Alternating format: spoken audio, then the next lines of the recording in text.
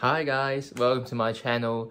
This is my first ever proper YouTube video, so I hope you guys could support to comment, like and share my video, and hope this video is alright. As per the YouTube title, today I'm going to talk you through common CV mistake that I've seen from my students. Before I start the whole thing, I guess it would be great to do some self-introduction.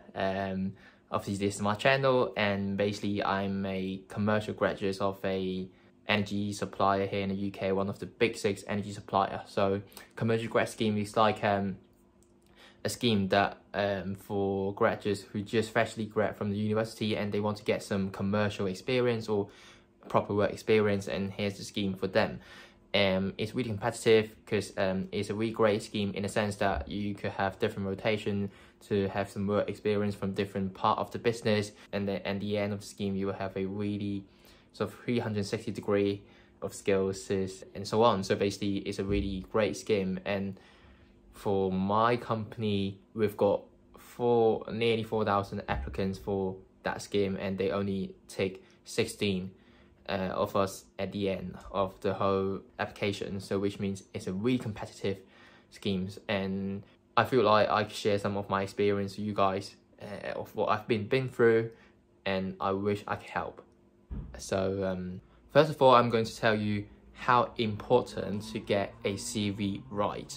But here's the stat that basically you've got only 6,000 of the international student graduates from higher education could manage to secure a tier 2 out of 108k students.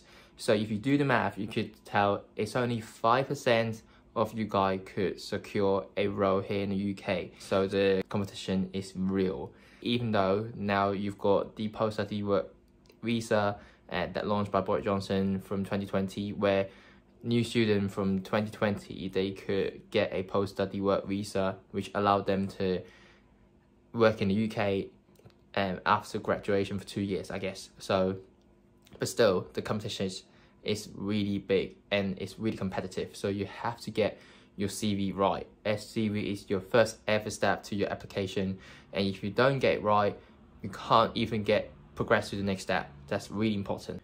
So first, don't put any general profile on your CV, on your resume. Don't put that on the top of your CV. That doesn't add any value to your CV. Imagine if you're the HR guy, and when they come to your CV, first ever thing they read will be your profile, and you're basically showing them a really general one. If a HR only spend 3 seconds to skim over your CV and they see a really general profile, what would they do? They would just skip to the next one, because that doesn't mean anything to them. It doesn't make you special. So if it's really general one, don't write it. So when you should put a profile, unless you have a really special experience or you have a really related project related to the company or to the role, the specific role that you're applying, then you could put a 1 sentence or 2, but maximum 2, to mention how that role or that company relates to your experience. It will really make you stand out because you have a connection with the company or the role. But if you have a really general one, like I'm looking for a job, or I'm a proactive person, I'm really helpful, I have a really great team working skill, I work with a lot of people, everyone could say that. It doesn't mean anything. You've got no evidence to back up your statement on in your first line. So that doesn't mean anything, so don't add it, okay? Second, if you're an international student and you have a really long full name like myself, I would recommend you to just write your English name and your surname, that's it. Imagine if you are the HR and if you see a CV that's really stunning and attractive, but you've got a really long full name, and how could they really remember your CV and maybe put you onto the spot? Because like out of 1,000 or hundreds of thousand CV, if they couldn't even remember your full name in their head, it might lower your chance to get your CV to the upper layer. If you're still a student, I would recommend you to put your title under your name, saying that you're first year student or second or final year student. That will be way easier for the HR to know where you are right now and who you are. Just that simple. If you're a graduate already or you're working in a certain role, you can put your current title now on your CV, that's great. It will be easier for the HR to know your situation right away from the first sight. So that's really important, make a really good impression. So please do that. Third, don't rate your skill on your CV like this. Everyone got their own judgment to the marks or the rate or score. So say if you got 4 out of 5 for your communication skills, what does that mean? Does that mean, oh, 80%, that's really good? That might be what you thought. And maybe from the HR perspective, which means you didn't get a perfect communication skill, it means you aren't great enough. Then you might can't get your application progress to the next level. So that might be a lot of misunderstanding. And second point of not doing that is simply, if you rate your skill without any evidence, so how can you justify how good your skill is?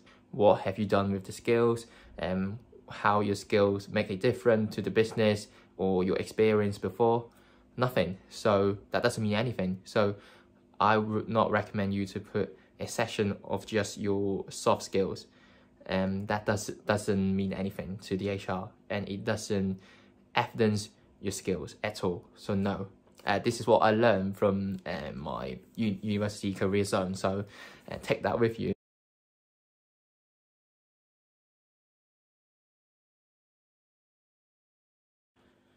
Same applies to your language capability. So if you rate your language, such as like my mother tongue is Cantonese, I won't write it like 5 out of 5. So does that mean you score like 100 marks in examination? No, it means I'm a native speaker of Cantonese. So that's a misunderstanding again. Say if you know a bit of Japanese, should you write 2 out of 5? Does that mean you have a working proficiency, or does that mean you have a really basic communication skills, or you could simply just read, become, and stay? Yeah, so that's leave a lot of question mark to the HR. If you leave one every single question mark to the HR, then it will have a immediate bad impression to your CV. Then skip. Your CV will be skipped, will be abandoned. No, we don't want that, okay? The fifth point, I guess, for international students, please do remember to put the equivalent grade to the UK system onto CV. Say I'm from Hong Kong, obviously, and if I put my Hong Kong DSE academic result and my grade is like 5-star for English, and what does that mean to the UK HR? They won't have any idea what 5-star means. Does that mean really great or really sucks? No one knows. So put equivalent onto it. So 5-star means A or A star here in the A levels. Then the HR can say, wow, you're such an amazing person. And one last point I want to tell you is tenses. So basically, your whole CV have to use the same way of expression.